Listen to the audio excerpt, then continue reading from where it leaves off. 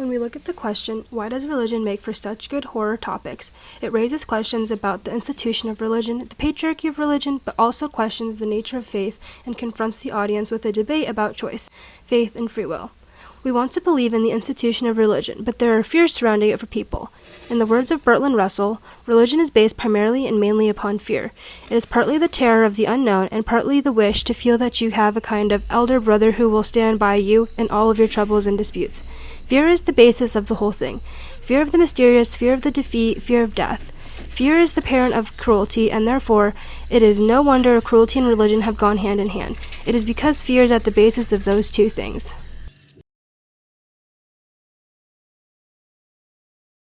Why are women's bodies at the center of these narratives? Because women's bodies are viewed as disgusting.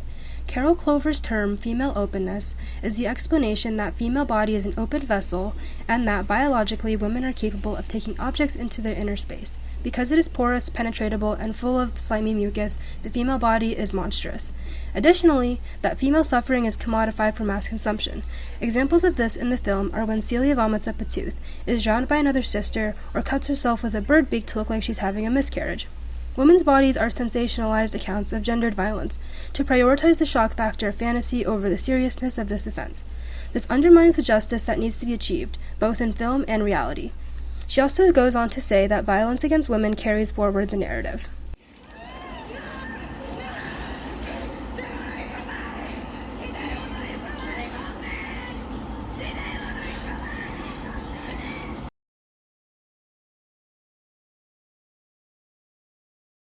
Nunsploitation films are films featuring nuns in bloody, graphic, or even pornographic contexts.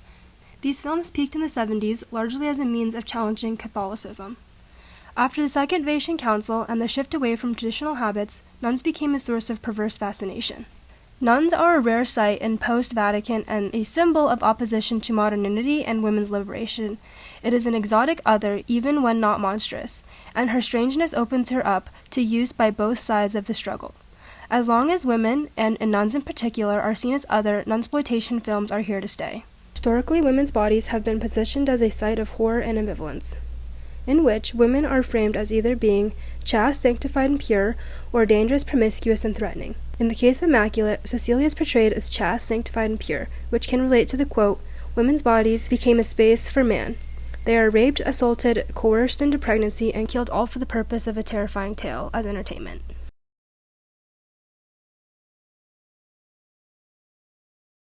In an article titled Immaculate, How a Nunsploitation Film Tunes into Women's Anger Over Misogyny and Oppression, discusses a major plot point, which is a forced pregnancy.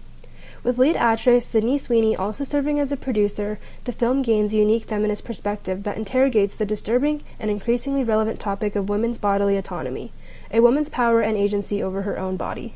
With the overturning of Roe v. Wade, these kinds of films reflect the growing influence of conservative religious groups on political agendas. Far-right politics, male dominance, and religious beliefs align, women's bodies become state property and are subjected to inhumane restrictions. This idea is clearly conveyed in Immaculate when Cecilia is immersed in an oppressive religious institution controlled by a dangerous patriarch intent on exploiting women's bodies. This is about consent and the freedom to make choices, something Cecilia wasn't given before she found herself pregnant. We see how pained and trapped she feels when she is put on display as the Virgin Mary as the other nuns celebrate this miracle. The doctors discount her feelings of discomfort and anxiety.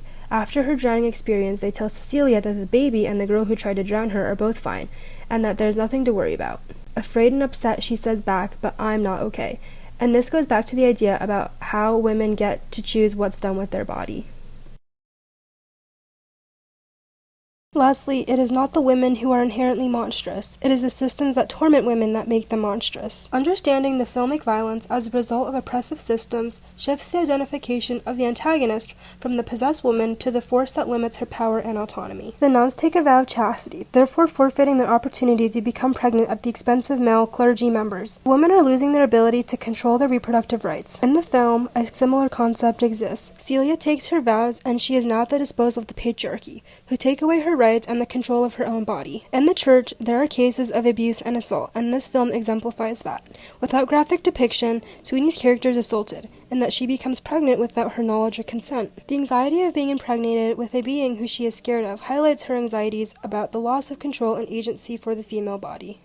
While Celia doesn't experience the demonic possessions that their article refers to, her experience while pregnant is scary nonetheless.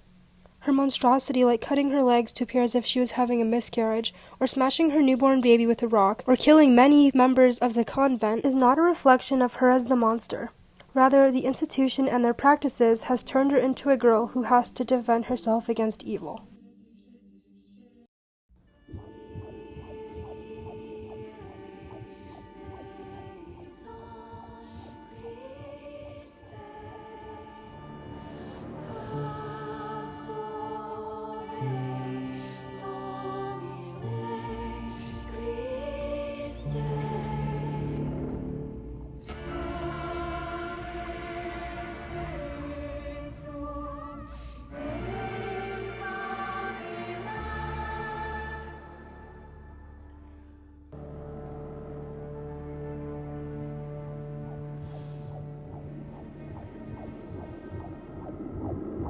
Out of all the women in the world, why did he choose me?